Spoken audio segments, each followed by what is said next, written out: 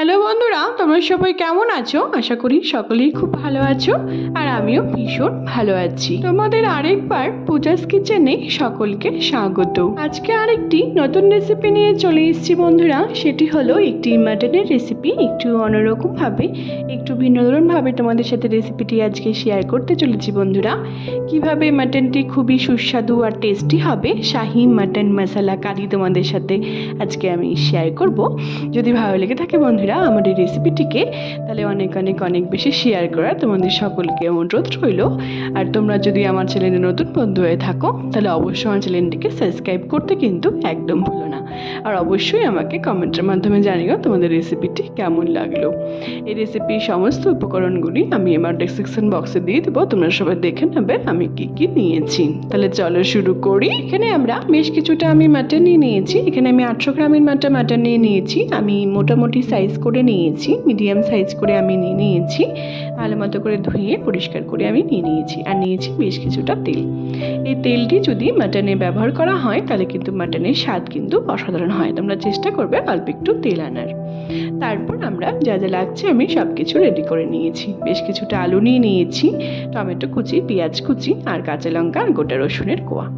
তারপর আমরা যে মাটনটিকে ভালো মতো করে আমি ধুয়ে পরিষ্কার করে রেখে দিয়েছিলাম বন্ধুরা, সেটিকে আমরা এবার ম্যারিনেট করে নেব। সবার প্রথমে আমরা দিয়ে দিব বেশ কিছুটা কুচনো পেঁয়াজ আর দেব গোটা রসুনের কোয়া। এই গোটা রসুনের কোয়াটা যদি মাটনে ব্যবহার করা হয় তাহলে কিন্তু মাংসের স্বাদ কিন্তু অসাধারণ হয়।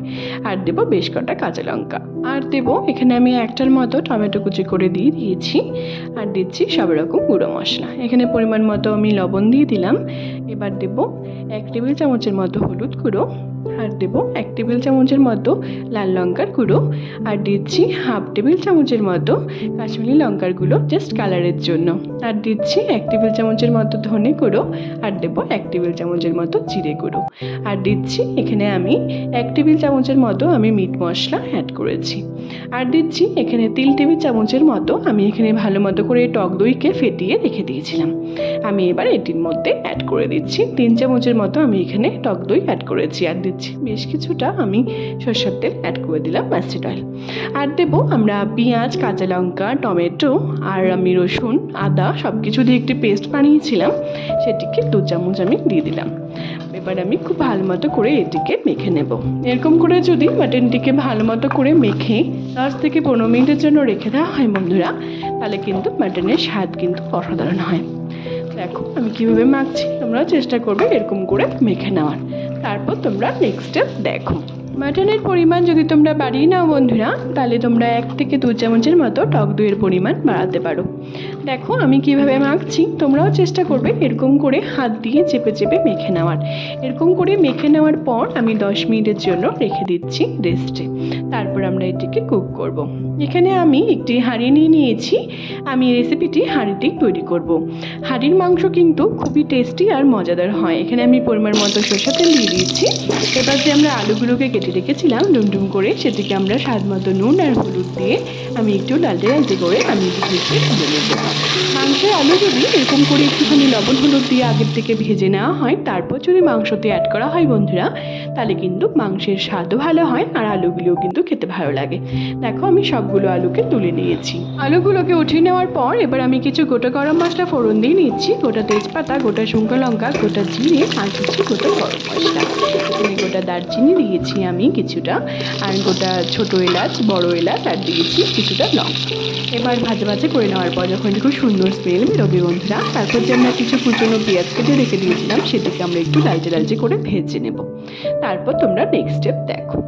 তারপর যে আমরা ম্যারিনেট করার সময় 2 চামচের মতো আমি পেস্ট দিয়েছিলাম, মশলার পেস্টটি, সেটি আমি এখানেও 2 থেকে 3 চামচের মতো আমি এটিকে দিয়ে দিব। দিয়ে ভালো মতো করে নাড়াচাড়া করে নেব বেশ কিছুক্ষণ ধরে। মাটনের মধ্যে বা চিকেনের মধ্যে যদি এরকম করে কিছুটা গ্রেভি দেওয়া হয় পেস্ট করে, পেঁয়াজ, রসুন, আদা, কাঁচা লঙ্কা, তাহলে পরে কিন্তু মাটনের স্বাদও ভালো হয় আর চিকেনের স্বাদও ভালো হয়। তোমরা চেষ্টা করবে এরকম করে অ্যাড করার। তারপর আমরা ম্যারিনেট করা মাটনটিকে আমি দিয়ে দিয়েছি, কিছুটা জল দিয়ে নেড়ে চেড়ে নেব। তারপর দিয়ে দিচ্ছি এখানে একটা গোটা রসুন। এখানে এটি একদমই অপশনাল, তোমরা চাইলে এটিকে স্কিপও করতে পারো। তারপর এটিকে ঢেকে 5 থেকে 7 মিনিটের জন্য আমি কুক করে নিয়েছি। এরকম করে ঢেকে আমি মাটনটিকে এবার আস্তে আস্তে করে আঁচটি একদম আমি লো করে দেব।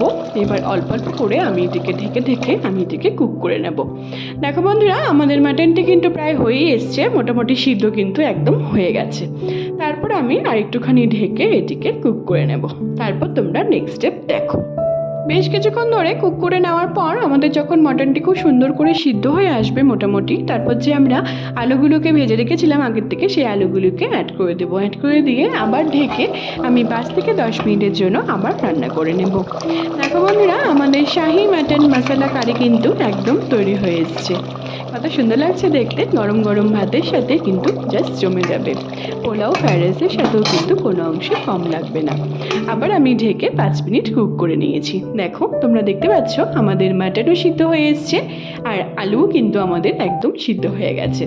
তারপর তোমরা নেক্সট স্টেপ দেখো। দেখো বন্ধুরা, আমাদের শাহি মাটন মশলা কারি কিন্তু একদম তৈরি হয়ে এসছে। তারপর আমরা বেশ কিছুটা ধনেপাতা কুচি এর মধ্যে আমি অ্যাড করে দেবো। অ্যাড করে দিয়ে আমি 2 থেকে 3 মিনিটের জন্য আবার নাড়াচাড়া করে এটিকে কুক করে নেব। তোমরা যদি এরকম করে মাটনের রেসিপি বাড়িতে বানাও তাহলে কিন্তু সবাই প্রশংসা করবে। তোমরা একবার ট্রাই করে এরকম করে দেখতে পারো। হাঁড়িতে মাটন করলে কিন্তু দারুণ হয় স্বাদ। তোমরা অবশ্যই বাড়িতে একবার ট্রাই করে আমাকে জানিও তোমাদের রেসিপিটি কেমন লাগলো।